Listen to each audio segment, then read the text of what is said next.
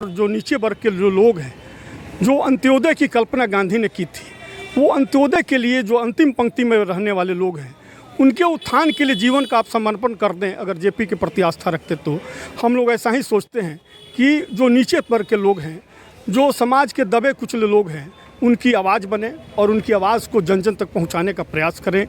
और निश्चित रूप से यही हमारी जो है सफलता होगी और जेपी के प्रति श्रद्धांजलि।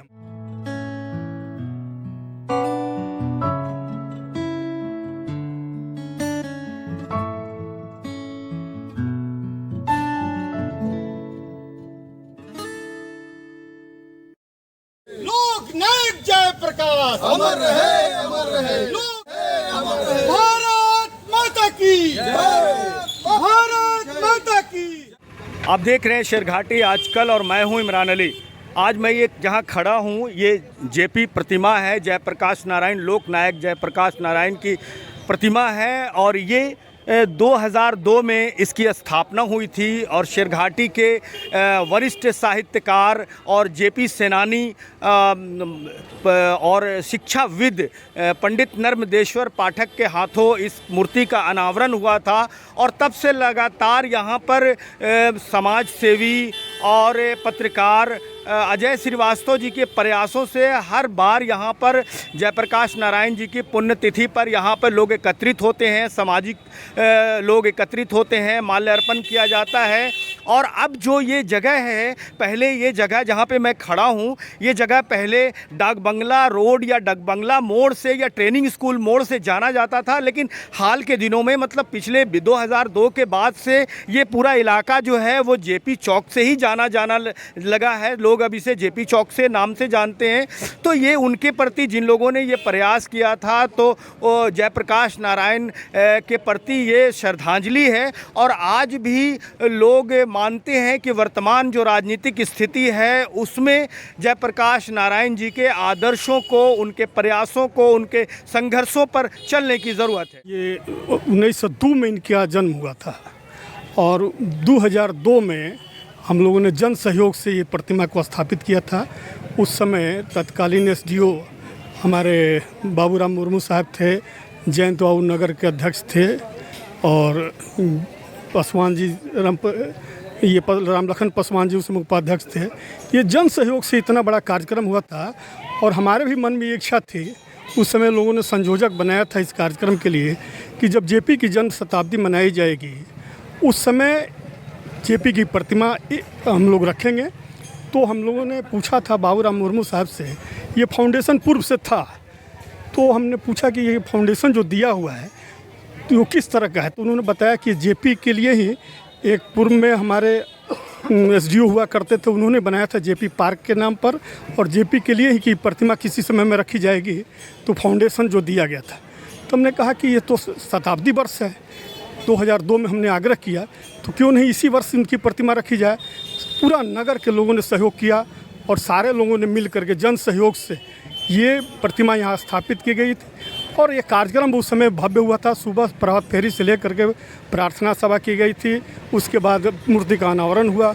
नर्मदेश्वर पाठक जी जो ये इस मूर्ति का अनावरण करता थे, वो अब नहीं रहे, दिवंगत हो गए, लेकिन जेपी के सानिध्य में रहने का उनको मौका मिला था और उन्होंने इस प्रतिमा का अनावरण किया था। तो उस समय 2002 से लगातार कम से कम ये पुण्यतिथि के अवसर पर मैं कहीं भी रहूं, ये आता हूं और लोगों के साथ मिलकर के माल्यार्पण का कार्यक्रम हम लोग करते हैं। ये प्रतिमा 2002 में स्थापित हुई, लेकिन अभी हमारे बीच में नगर अध्यक्ष के प्रतिनिधि भी हमारे उपस्थित हैं। मैं इनसे इसी की ये आग्रह करूँगा आपके चैनल के माध्यम से कि जेपी का बलिदान और त्याग, जो पूरे देश में कहा जाता है कि ऐसा त्यागी पुरुष कभी पैदा नहीं हुआ, इनके त्याग और बलिदान की अगर हम चर्चा करें तो समझिए कि जब 1902 से लेकर के एक समय था कि 1919 में ऊंची शिक्षा प्राप्त करने के लिए विदेश चले गए 1921 में, और 7 वर्षों के बाद जब ये लौटते हैं अमेरिका से, तो उस समय इनकी शादी हो चुकी थी प्रभावती जी से। और उस समय एक कितना बड़ा त्याग इन्होंने किया। आप इनके त्याग की कहानी जो है बड़े ही मार्मिक। उस समय इनकी पत्नी प्रभावती जी, जिनको बापूजी गांधी जी दत्तक पुत्री के रूप में मानते थे, उन्होंने कहा था कि बापू प्रार्थना सभा जो वहाँ होती थी साबरमती में, उसके पहले कि बापू मैंने तो आजीवन ब्रह्मचर्य धर्म पालन करने का मैंने निर्णय ले लिया है। बापू ने बहुत समझाया कि तुम्हारा अपने जीवन पे एक अधिकार नहीं है, जब तक जयप्रकाश से उनका कंसेंट नहीं लेती हो तब तक तुम ये निर्णय नहीं ले सकती हो, चूँकि दाम्पत्य जीवन में बंधी हो। और जेपी के आने के बाद उन्होंने जब जेपी सुने 7 वर्षों तक, आप समझ सकते हैं जो आदमी विदेश से आता है और वो भी जुआ जयप्रकाश, जिसके मन में थी कि हम अपनी पत्नी से मिलेंगे, मेरी पत्नी साबरमती आश्रम में रहती हैं। उसके बाद उन्होंने जो निर्णय लिया वो जब जैसे ही बातचीत होने लगी और वो सुने कि यहाँ तो कल प्रार्थना सभा में प्रभावती जी ने निर्णय लिया कि हम मैंने आजीवन ब्रह्मचर्य धर्म का पालन करेंगे, उस समय वह जुआ जयप्रकाश एक व्रत लेता है कि प्रभावती मैं तुम्हारे इस व्रत के साथ हूँ। आप समझ सकते हैं कि एक साथ रहने के बावजूद भी उन्होंने ये कसम खाया था मैं गुलामी बच्चा पैदा नहीं करूँगा। और इतना बड़ा निर्णय एक जुआ अवस्था में लेना और आजीवन उसका निर्वहन करना, ये त्याग कितना बड़ा त्याग और बलिदान है। आप समझ सकते हैं जिस समय हजारीबाग जेल में बंद थे और उस समय ये स्थिति ये थी कि जब गांधी ने करो या मरो का नारा दिया था तो पूरे हिंदुस्तान की जो व्यवस्था थी, स्थिति थी, बड़े बड़े नेताओं को जेल में बंद कर दिया गया था। और उस समय दिवाली के दिन ये 5 साथियों के साथ जेल की हजारीबाग जेल की चरदीवारी फान करके निकले हैं, इसलिए कि देख दिया कि नेतृत्व विहीन होते हैं। अभी भी राजनीतिक व्यवस्था पूरी तरह से सुदृढ़ नहीं है। वर्तमान समय में उनके आदर्शों को किस रूप में देखते हैं, कितना वो आदर्श अभी कायम है राजनीति में? हम जैसे मानते हैं कि आज़ादी की दूसरी लड़ाई लड़ी गई थी 1974 में। उस समय छात्र संघर्ष समिति के अध्यक्ष हुआ करते थे लालू जी, और आज पक्ष या विपक्ष में जितने भी नेता हैं वो सभी उसी आंदोलन के प्रोडक्ट हैं। लेकिन अफसोस इस बात का है कि जिस आवाज़ को लेकर के एक आह्वान पर, जयप्रकाश जी के आह्वान पर सारे लोग कूदे थे उस आंदोलन में और सक्रिय भूमिका निभाई थी, लेकिन सारे लोग उनके आदर्श को भूलते चले जा रहे हैं। मुझे बहुत इस बात का अफसोस हो रहा है कि जेपी ने जिस क्रांति को 74 में शुरू किया था, इन लोगों के आह्वान पर एक समय था कि जब 18 मार्च को गोली चली पटना में और उसके बाद जब धरपकड़ शुरू हुआ तो सारे नेता लोगों ने, जो उस समय छात्र संघर्ष समिति के नेता जैसे लालू जी, सुशील मोदी जी, ये नीतीश कुमार जी, सब लोगों ने आग्रह किया जेपी से कि अब हम नेतृत्व विहीन होते चले जा रहे हैं, आप हमारा नेतृत्व किए। जेपी ने कहा था उस समय कि अगर विद्यार्थियों की मांग को ये सरकार नहीं मानती है तो आंदोलन का नेतृत्व मैं स्वयं अपने हाथ में लूँगा। इनके आदर्शों को किस रूप में लोगों को अपनाना चाहिए और अभी किस तरह के काम करने की ज़रूरत है? जब इनके त्याग और बलिदान के बारे में सोचेंगे तो व्यक्ति खुद अगर चिंतन, अगर मनन करेगा तो निश्चित रूप से उसके विचार में परिवर्तन होगा, वो कभी गलत काम नहीं कर सकता है। हम लोग उस समय नारा लगाते थे कि हमला चाहे जैसा होगा, हाथ हमारा नहीं उठेगा। ये पूर्ण रूप से अहिंसक आंदोलन था।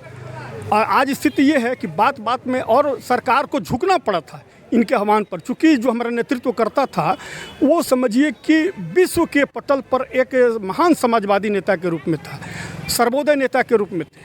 आज भी बहुत क्षेत्रों में तस्वीर काफ़ी धुंधली है और कहीं न कहीं वो ज्वाला अभी भी लोगों के दिल में धधक रही है। और मैं आशा करता हूँ समाज के बुद्धिजीवी वर्ग से कि जेपी के कर्मों को, उनके आंदोलनों को याद कर उससे प्रेरणा लेकर आज भी समाज में जो बुराइयां पनप रही है, जो भ्रष्टाचार का आलम है, गरीबों को जो आज भी आम सुविधाएं नहीं मिल रही है, इसके लिए पुनः आज भी इस देश में क्रांति होते रहने की आवश्यकता है। और मैं वैसे लोगों से ये कहना चाहूँगा कि हमारे देश के इतने बड़े मिसाल जेपी जी, जिन्होंने संपूर्ण क्रांति करके देश को बदला था, आज फिर भारत के युवाओं को उठ खड़ा होना होगा।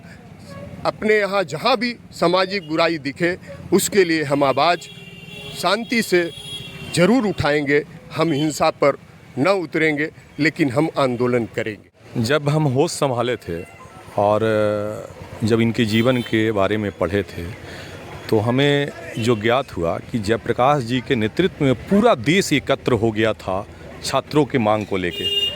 और आज के समय में मैं उन लोगों को जयप्रकाश जी के जो प्रेरणा लेना चाहिए, जो बात बात में जो संघर्ष को हिंसक बनाते हैं, वो संघर्ष को हिंसक नहीं बनाना चाहिए।